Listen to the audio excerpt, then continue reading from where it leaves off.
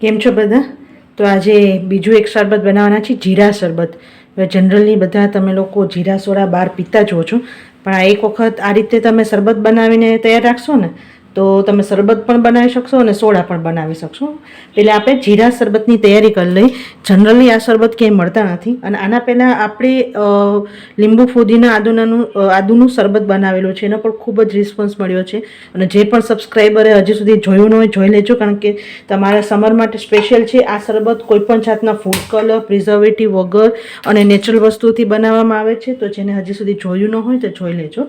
હવે જીરા શરબત બનાવવા માટે આપણે અડધો કપ જીરું લીધું છે, એક મોટી ચમચી આખા મરી લીધા છે, એક ચમચી આપણે છે વરિયાળી. બરાબર, આને બિલકુલ ધીમા તાપે ખાલી સુગંધ આવે ને ત્યાં સુધી શેકવાના છે. બહુ કલર એનો જે જીરાનો છે ને બહુ ડાર્ક નથી કરવાનો, થોડોક લાઇટ થાય અને સુગંધ આવવા માટે ત્યાં સુધી શેકવાનું છે. અને શરબતની જુદી જુદી રેસીપી હું મૂકતી રહીશ, પણ તમે ક્યાંથી જુઓ છો એ ચોક્કસ મને જણાવજો. અને તમને આ જે રેસીપી હું મૂકું છું ઉપયોગી લાગે છે, તમે ઘરમાં બનાવો તો તમારા ઘરના રિસ્પોન્સ કેવો છે પણ કોમેન્ટ બોક્સમાં જણાવજો. મિત્રો, યુટ્યુબ ઉપર આ વિડીયો જોવા મૂકવાનો પણ એક મારા માટે તો ખાસ એક રીઝન છે કે અત્યારે બધાની જ ફાસ્ટ લાઈફમાં ક્યાંક જુદા જુદા ક્લાસીસ રસોઈના કરવાના બહુ કંટાળો આવતો હોય, ટાઈમ કન્ઝ્યુમિંગ છે. અને યુટ્યુબ ઉપર આ રેસીપી તમે જુઓ તો તમને તમારા એક વખત સબસ્ક્રાઈબ કરી લીધું એટલે તમને જ્યારે ટાઈમ મળે ત્યારે તમે જોઈ શકો છો. અને જલ્દી બધી ટિપ્સ અને ટ્રીક હું મારા યુટ્યુબ ચેનલ ઉપર બતાવું છું કે તમે પહેલી વખત પણ બનાવો ને તો પણ તમે, અને મારી ખાસ ચેનલમાં એવા જ વિડીયો હોય છે જે તમને ડેઈલી લાઈફમાં તમે યુઝફુલ તમે બનાવી શકો. અને આને જો હવે ધીમા તાપે સરસ શેકવાનું છે. મિત્રો, શરબત બજારમાં બધા મળતા જ હોય છે, પણ એ શરબતમાં તમે કદાચ ઇન્ગ્રેડિયન્ટ્સ વાંચો ને તમને ખ્યાલ આવે એમાં પ્રિઝર્વેટિવ હોય, ફૂડ કલર ને એસેન્સ, નેચરલ વસ્તુ બંને ત્યાં સુધી હોતી જ નથી. તો તમે જો આવા શરબત ઉનાળો આવે અને તમે બનાવી લો ને તો તમારે આખા ઉનાળામાં તમે સાચા જે તમને પેટમાં ઠંડક આપે ને એવા તમે શરબત તમને ઘરે જ તમે, અને એ પણ ફૂડ કલર વગર બનાવી શકશો. કોઈ પણ નેચરલ તમને બધી વસ્તુ મળશે. હવે આને સરસ શેકી લેશું. ફ્રેન્ડ્સ, આ શેકાઈ ગયું છે અને હવે ગેસ બંધ કરી અને થોડીક વાર ઠંડુ થવા દેશું. અને ઠંડુ થઈ ગયા પછી એને ગ્રાઇન્ડ કરવાનું છે. પણ સાથે બીજી વસ્તુ પણ નાખવાની છે, પણ વિડીયો એન્ડ સુધી જોજો. અને કેવી રીતે શરબત બનાવવું છે, એ શરબતનું પછી તમે કેવી રીતે તમે એરટાઇટ કન્ટેનરમાં ભરી કેવી રીતે સ્ટોર કરો, બધું વિડીયો એન્ડ સુધી જોજો તો ખ્યાલ આવશે. મિશ્રણ ઠંડુ થઈ ગયું છે અને હવે તમે મિક્સિંગના કોઈ પણ જારમાં તમારે નાખી લેવાનું. હવે એની અંદર એક નાની ચમચી મીઠું છે, મીઠું ઓછું નાખવાનું કારણ કે હું તમને આગળ જણાવીશ એટલા માટે. એક ચમચી સૂંઠ પાવડર નાખવાનો છે, એક ચમચી ચાટ મસાલો નાખવાનો છે. હવે આ ચાટ મસાલા અને સૂંઠ પાવડર બધામાં થોડીક ખારાશ હોય એટલે આપણે મીઠું ઓછું નાખેલું છે. જો તમે મીઠું તમને પાછળથી તમને શરબતમાં ઓછું લાગે તો નાખી શકો, પણ જો પહેલેથી જ તમારું મીઠુંનું પ્રમાણ વધી જશે તો પછી તકલીફ થશે એટલા માટે. અને એક ચમચી સંચર પાવડર, એટલે બધી વસ્તુ નાખી અને તમારે હવે આને ફાઇન પાવડર કરી લેવાનો છે. હવે શરબત બનાવવા માટે, એટલે કે એકદમ આપણે જાડું શરબત બનાવવા માટે આપણે એક કપ મેજરિંગનો જે આવે છે ને કપ, 250 ગ્રામ, અથવા તમે 250 ગ્રામ ખાંડ પણ લઈ શકો, એ ખાંડ લીધી છે. અને એમાં આપણે થોડુંક પાણી નાખશું અને આપણે ખાંડ ડૂબે ને એટલું પાણી નાખવાનું છે. અને હવે આપણે ગેસ ચાલુ કરી અને એને પહેલાં આપણે ખાંડને ઓગળવા દઈશું. જો ખાંડ ઓગળવા માંડી છે, ખાંડ ઓગળી ગઈ અને સેજ આપણે ઉકળવા માંડ્યું છે આપણું ખાંડનું સિરપ. હવે આપણે આ જે મસાલો બનાવ્યો હતો ને એ બધો અંદર નાખી દેવાનો છે.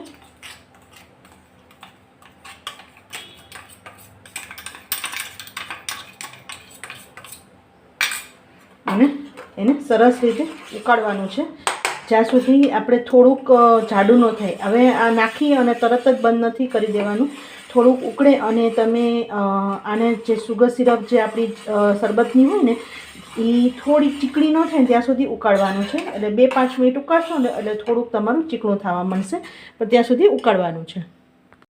જો જેમ જેમ ઉકળશે ને એમ થોડોક ડાર્ક કલર સરસ થઈ જશે, એટલે જેમ પ્રોપર જે જીરા સોડા કે તમે જીરા શરબત પીતા હોય ને એવો સરસ થઈ જશે. અને જેવું તમે શરબત ઉકાળશો ને એટલે એની સુગંધ પણ સરસ આવશે. હવે થોડુંક આવી રીતે લઈ અને આપણે થોડુંક સેજ ગરમ હોય 1-2 મિનિટ માટે તમારે ગેસ ધીમો કરી દેવાનો, જેથી તમારું આમાં ચાસણી નથી કરવાની.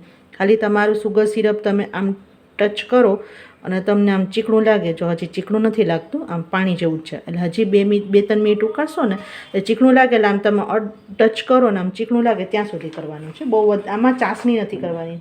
શરબત બનાવવા બહુ જ ઇઝી છે. તમે એક વખત તમને શરબતની મેથડ ખબર પડી જાય એટલે તમે ઘરે દર વર્ષે તમે બનાવી શકશો. અને આના પહેલાંની શરબતની જે રેસીપી હતી એમાં મેથડ જુદી હતી, એ પણ તમે જોઈ લેજો. આપણે આદુ ફુદીના લીંબુનું શરબત એને એટલો સરસ પ્રતિસાદ મળ્યો છે. અને જેને પણ સબસ્ક્રાઈબરે હજી સુધી જોયો ન હોય પ્લીઝ જોઈ લેજો, બહુ જ ઉપયોગી છે. જે પણ શરબત હું તમને રેસીપી બતાવું એઝ અ પાણી સાથે પણ તમે સર્વ કરી શકો, સોડા સાથે પણ શરબત તમે સર્વ કરી શકો. પણ હું હંમેશા પ્રિફર એ કરું છું, શરબત જ્યારે ઘરે બનાવો ને તમારા શરીરને કુદરતી ઠંડક આપવા માટે હું લગભગ પાણી સાથે જ અમે લોકો યુઝ કરીએ છીએ, સોડા સાથે નથી. પણ ઘણા બધાને જો ફાવતું હોય તો તમે એ પ્રમાણે પણ યુઝ કરી શકો.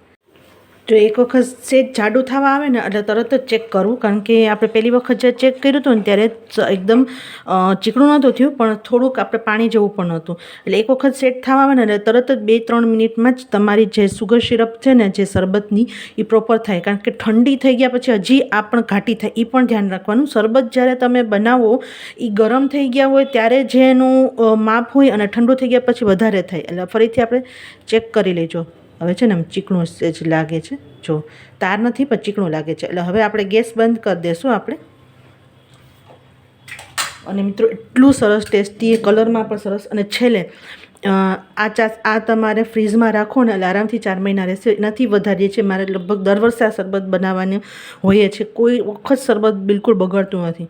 છેલ્લે આપણું ફ્રીઝમાં રાખવાનું છે અને તમારે ક્રિસ્ટલાઇઝ ન થાય અને પ્રોપર તમારું શરબત ન બગડે એના માટે આપણે અડધું લીંબુ લીધું છે, એ અડધું લીંબુનું જ્યુસ નાખી દેવાનું. મિત્રો બજારમાં જે મળે છે ને એમાં આર્ટિફિશિયલ કલર અને પ્રિઝર્વેટિવ નાખે છે. આ લીંબુ છે ને કુદરતી પ્રિઝર્વેટિવ છે, તમારે કાંઈ કશું કરવાની જરૂર નથી. અને સરસ હલાવી લેવાનું છે અને આને સાઈડમાં રાખી અને ઠંડુ કરી લેવાનું છે. એમાંથી જે શરબત બનાવવા માટે કેવી રીતે બનાવવાનું, તો 4 આપણે મોટા ગ્લાસ આપણે પાણી લીધું છે અને ગેસ ચાલુ કરી દેવાનો છે.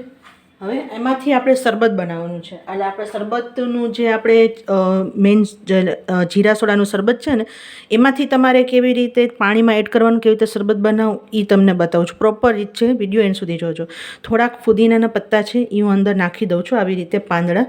આવી રીતે સ્ટીક છે ને એ તમે ન નાખતા, ખાલી પાંદડા જ નાખજો, કારણ કે સ્ટીકમાં ઘણી વખત કડવાશ આવી જાય છે એટલા માટે.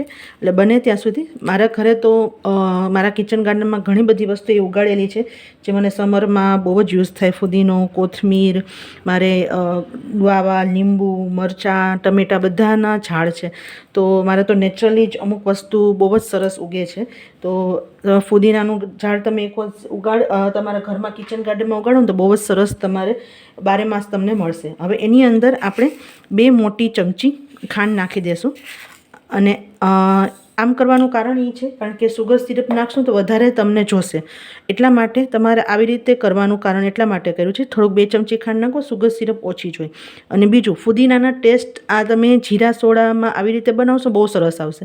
હવે આને ખાંડ ઓગળે ને એક ઉભરો આવે ને ત્યાં સુધી એને પણ ઉકાળવાનું છે.